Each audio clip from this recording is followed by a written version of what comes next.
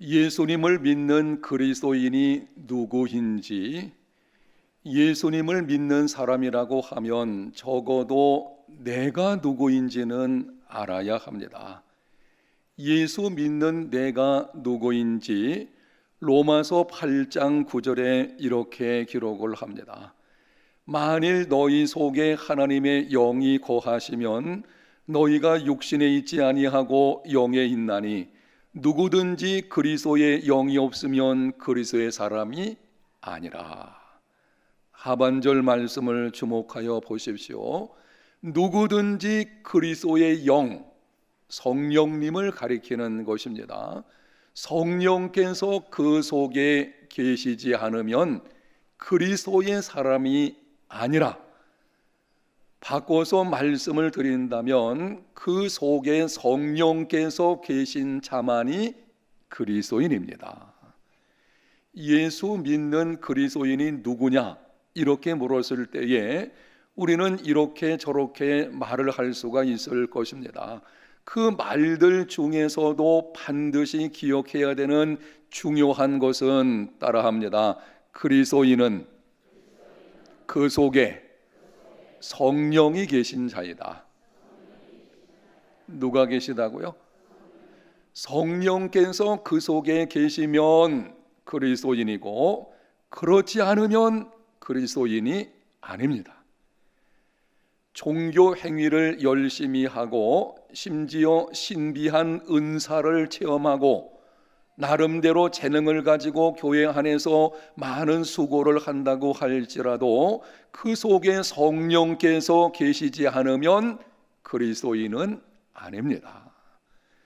좀 전에 말씀드렸던 종교 행위들, 도덕적인 측면에서 바르게 살기로 애쓰는 것, 봉사하는 것, 또 신비한 체험을 하는 것 다 중요합니다. 믿음 생활 속에서 이러한 모습이 찾아올 수가 있을 것입니다. 그런데 정작 중요한 것은 과연 그 속에 성령께서 계시느냐라고 하는 것입니다. 여러분에게 한번 확인하면서 질문하겠습니다. 여러분은 예수 그리스도께서 구세주이시며 주님이심을 믿습니까? 예수님이 나를 위하여 십자가에 죽으시고 3일 만에 부활하신 것을 확실히 믿으십니까? 여러분이 그 믿음을 가지고 있다면 그리스도인이 된 것이고, 오늘 말씀에 기록된 그대로 여러분 속에 성령 하나님께서 함께하고 계신 줄로 믿습니다. 오늘 학습받고 세례받고 입교하는 아주 귀한 날인데요, 오늘 설교 말씀에 여러분이 잘 기억해야 될 것은 내가 누구냐 하는 것입니다. 예수 믿는 내가 누군가? 나는 내 속에 누가 계신 사람이라고요? 성령께서 함께 있는 사람입니다. 우리 속에 계시는 성령께서 어떤 분이신지를 요한복음 14장 16절에 이렇게 기록을 합니다. 내가 아버지께 구하겠으니 그가 또 다른 보혜사를 너희에게 주사 영원토록 너희와 함께 있게 하리니.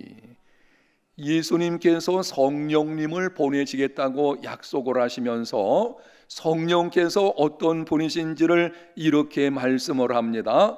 보혜사를 보내주시는데 영원토록 너희와 함께 있게 될 것이다. 성령은 보혜사이십니다. 이 보혜사라고 하는 말은 돕는 자, 이런 뜻을 가지고 있어요.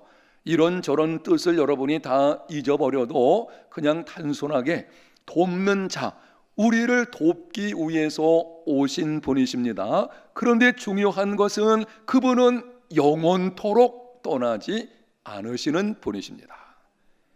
예수님을 믿으면 때로는 예수님 믿고 나서 이리저리 흔들리는 믿음의 삶을 산다고 할지라도 그런 삶이 돼서는 안 되겠지만, 그런 모습이 있다고 해서 성령께서 떠나시지는 않으십니다.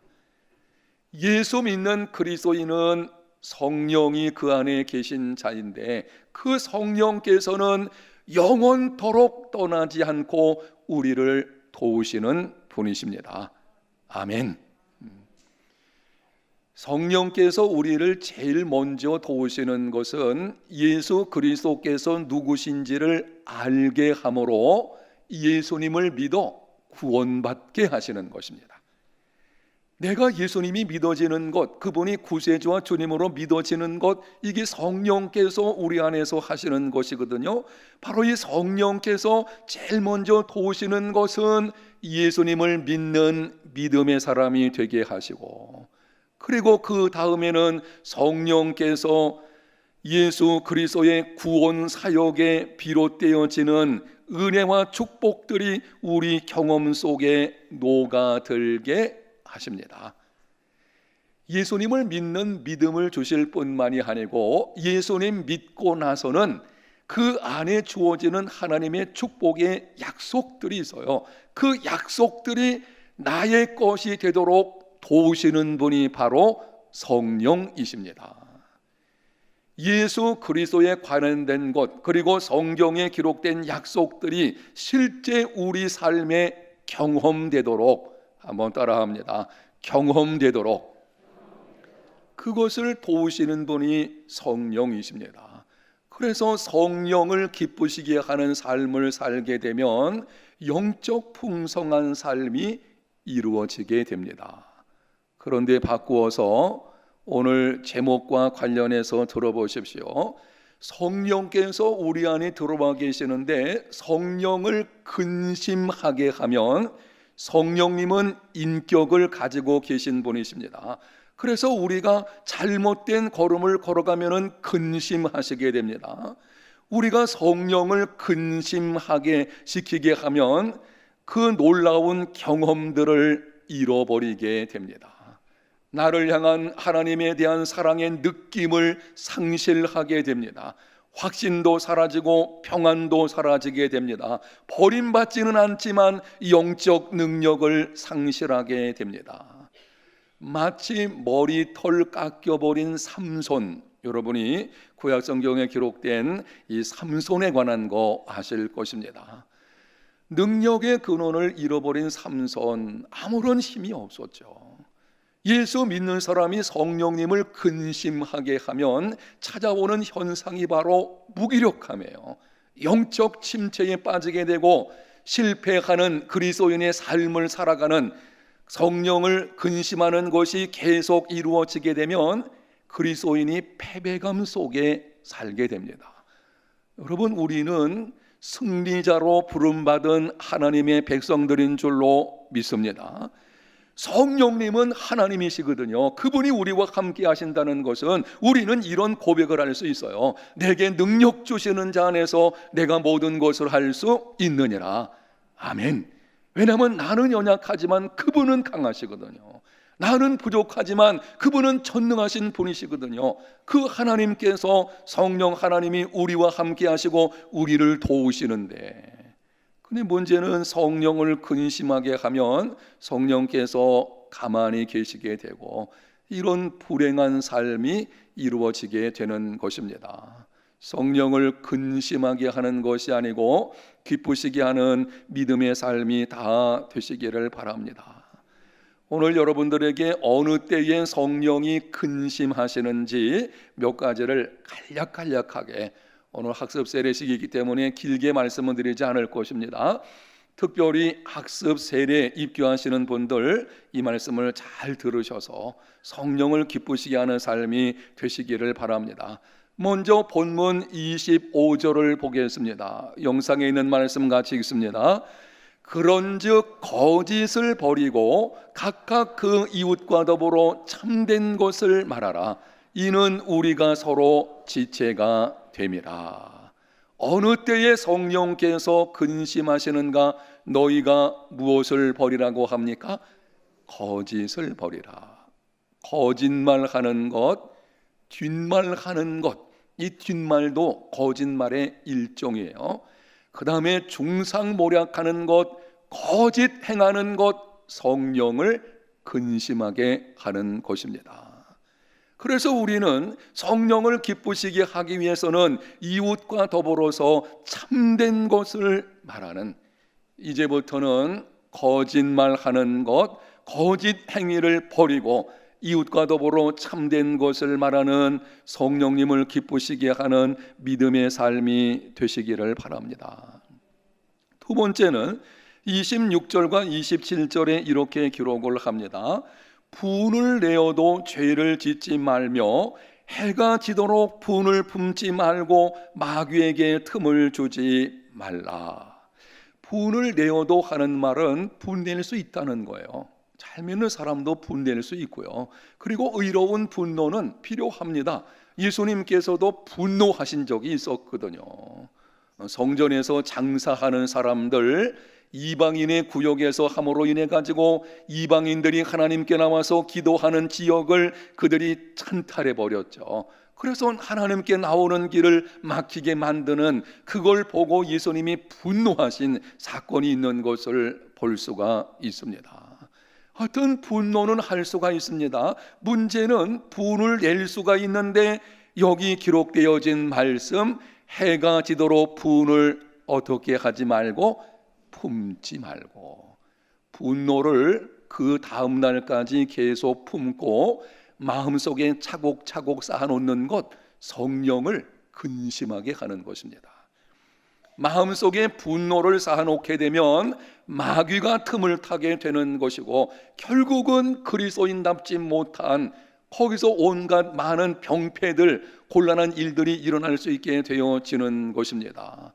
여러분이 분을 낼 수는 있지만 해가 지기 전에 그 분을 다 내려놓을 수 있는 성령님을 기쁘시게 하는 삶이 되시기를 바랍니다.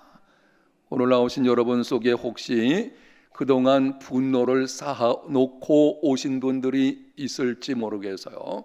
상처받았는데 그 상처를 자꾸 떼어내므로 인해 가지고 덧났어요. 이 분노가 쌓이는 것입니다.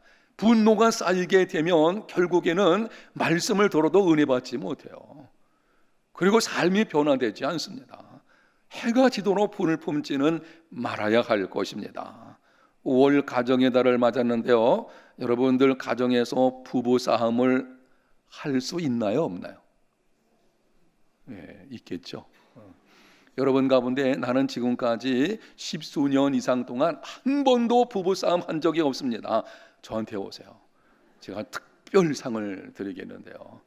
다 가정생활, 그런데 하여튼 싸울 수 있어요. 분노할 수 있어요. 중요한 건 뭡니까? 해가 지도록 품지 말아야 합니다. 다음 날까지 가지고 가지 않는 분노를 해결할 수 있는 성령을 기쁘시게 하는 삶이 되시기를 바랍니다. 세 번째는 28절에 보니까, 영상에 있는 말씀 읽어볼까요? 도둑질하는 자는 다시 도둑질하지 말고 돌이켜 가난한 자에게 구제할 것이 있도록 자기 손으로 수고하여 선한 일을 하라. 성령을 근심케 하는 것 세 번째 무엇입니까? 도둑질입니다. 도둑질은 세 가지 유형이 있는데요, 하나님의 것을 도둑질하는 경우가 있고, 이웃 것을 도둑질하는 것이 있고, 이해하기 쉽지 않겠지만 자신의 것을 도둑질하는 경우도 있어요. 하나님의 것을 도둑질한다는 것은 하나님의 시간이나 하나님의 물질이나 하나님의 영광을 도둑질하는 것입니다. 모든 날들이 다 하나님의 날이지만 주일만큼은 하나님이 거룩하게 구별하셨거든요. 그런데 그날 예배 드릴 생각하지 않고 자기 마음대로 하나님 떠나 살아간다? 그 날을 도둑질하는 거예요.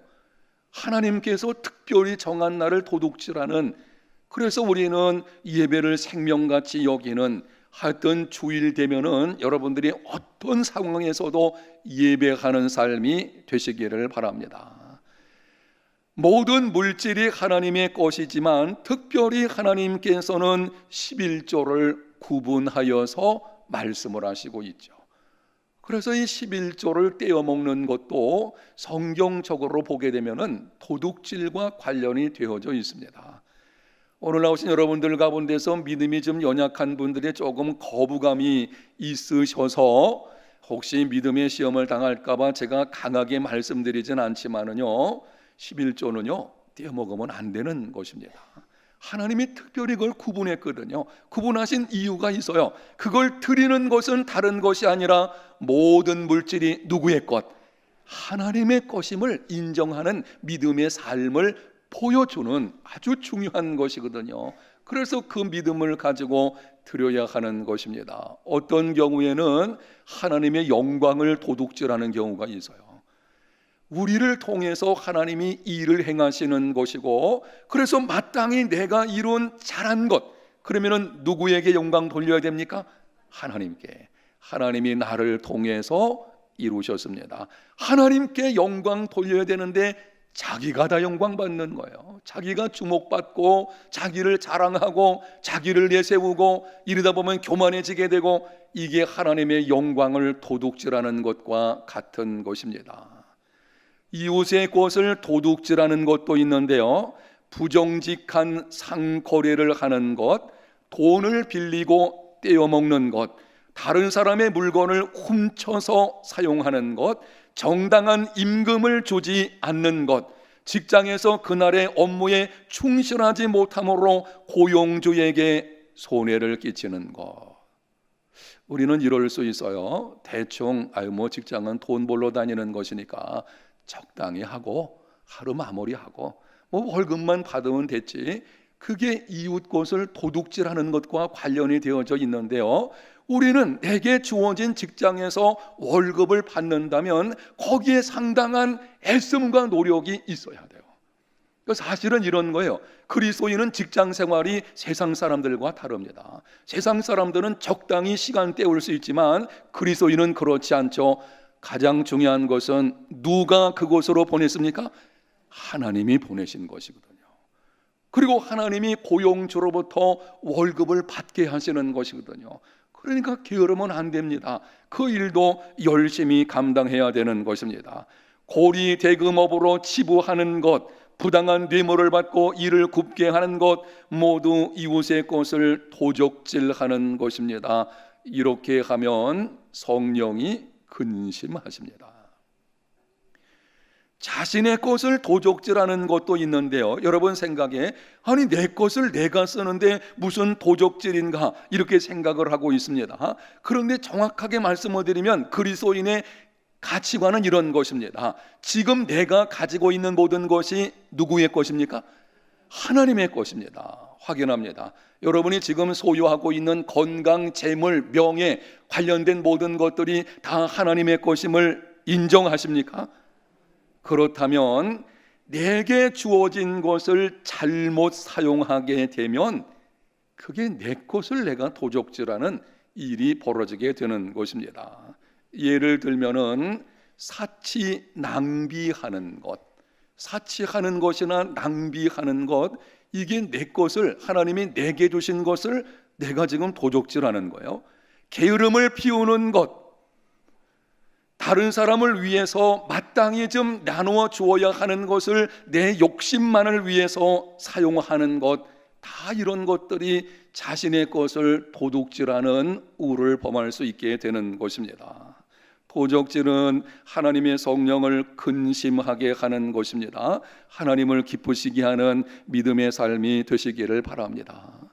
네 번째로 29절에 무릇 더러운 말은 너희 입 밖에도 내지 말고 오직 덕을 세우는 데 소용되는 대로 선한 말을 하여 듣는 자들에게 은혜를 끼치게 하라. 어느 때에 성령께서 우리 안에서 근심하시게 될까요? 무슨 말 할 때에? 더러운 말 할 때에, 상처 주는 말, 상스러운 말. 오늘 입교하는 우리 학생들이 있거나 그러면 요즘 학생들 보면은요, 이 상스러운 말이 나오지 않으면 대화가 안 돼요.